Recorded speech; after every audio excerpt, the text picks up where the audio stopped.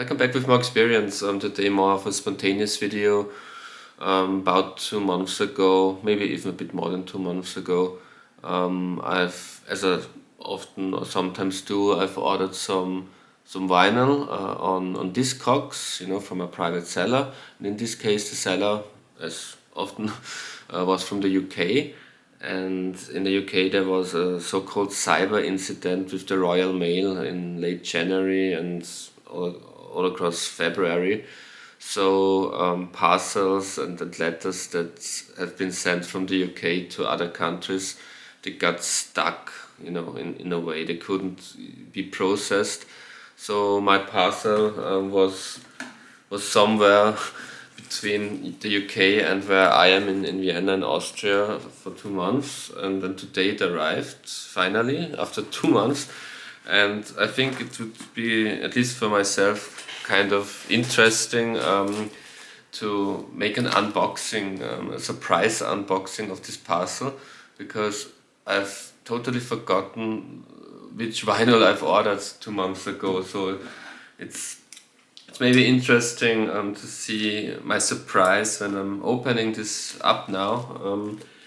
And I have no idea what kind of vinyl LPs I've ordered 2 months ago. Maybe something embarrassing for myself, but if it's too embarrassing, I won't publish this video. So when you're watching this video, this means that I'm not too embarrassed by the content of this parcel. So I'm glad that this finally arrived, and let's see what I've ordered 2 months ago. As usual, I guess these won't be very recent releases, of course. On Discogs I usually order, I wouldn't say not only obscure. Sometimes I also order classics that I don't own yet. Well, we'll see what this will be, and if I can remember why I ordered a certain LP. The seller has packaged it very nicely, I can tell. It's very safely. Okay, I already see the first item. This I ordered for nostalgia reasons. Big Hits, High Tide and Green Grass, which are more like the Decca years, the Brian Jones years, a kind of best of from the late 60s by the Rolling Stones with all the classic mid to late 60s stuff. This is a vinyl that I personally never owned, but I seem to recall my father had it in the household when I was a child, so I'm very familiar with the track. Of course, with the songs I'm very familiar, all those hits like Let's Spend the Night Together, Ruby Tuesday, I'm expecting to be on there.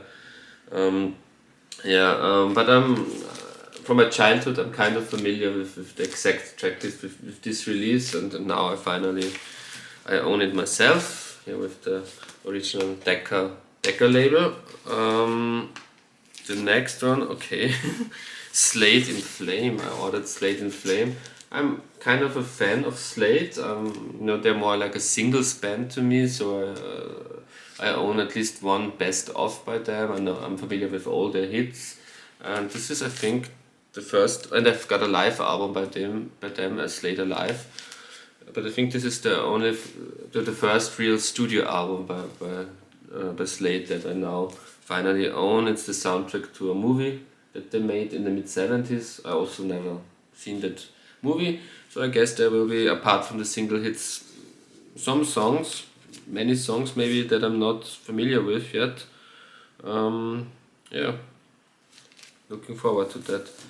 The next one, okay, I'm kind of a disco fan. Maybe you've seen my ranking all the Chic albums. This is very, that's from the same cloth as Chic. It's also Atlantic Records, like Chic, and it's also produced by Chic. They play on that album. They wrote maybe all or at least most of these songs, produced by Nile Rodgers. So it's a Chic organization release. Chic organization is whenever Chic, outside of the band Chic, produced or wrote for other artists. Looking forward to that. The next one, that's cool. Mick Fleetwood, the Visitor. I'm not a, I like Fleetwood Mac, but I'm not a super fan. I wouldn't necessarily be a Fleetwood Mac diehard collector who wants to have all the solo albums, even by the drummer, Mick Fleetwood, the drummer.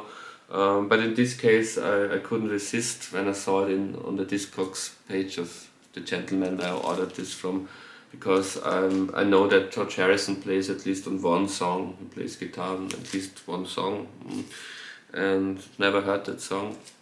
So at least this song as a Beatle. I'm a Beatle completist. I'm not a Fleetwood Mac completist, but I'm a Beatle diehard fan. So for that reason, this is an interesting release for myself. Next one, I'm also very much looking forward to Almost Blue by Elvis Costello and the Attractions. This is probably the last of the first 7 or 8 Elvis Costello albums that I haven't had yet. I think I've got all the others from his debut album in the late 70s until mid 80s. So this is the one that's still missing, and usually it's seen as one of his biggest, as his best albums by fans. So I'm not yet really a super fan of Elvis Costello, but I always liked his stuff. So I'm looking forward to that as well. Let's see if I'm familiar with some of the songs. Not really. I've got the best of Elvis Costello, and probably there are 1 or 2 songs from that album also on there, but couldn't tell you one song on this album how it sounds. So that will be a pleasant listen, I think. And it's the last one. Yes, the last one. I'm a big Motown fan, and this is the Four Tops, great singles band, and I guess it's a kind of a best of album, since I'm familiar with pretty much all the song titles here on the front. Songs like Burn Up Dead, Reach Out, I'll Be There. So this should be a great listen. Yeah, this was more of a spontaneous mystery unboxing video from my mid to late January order on Discogs. It finally arrived today. So thank you very much for watching. Until next time, goodbye.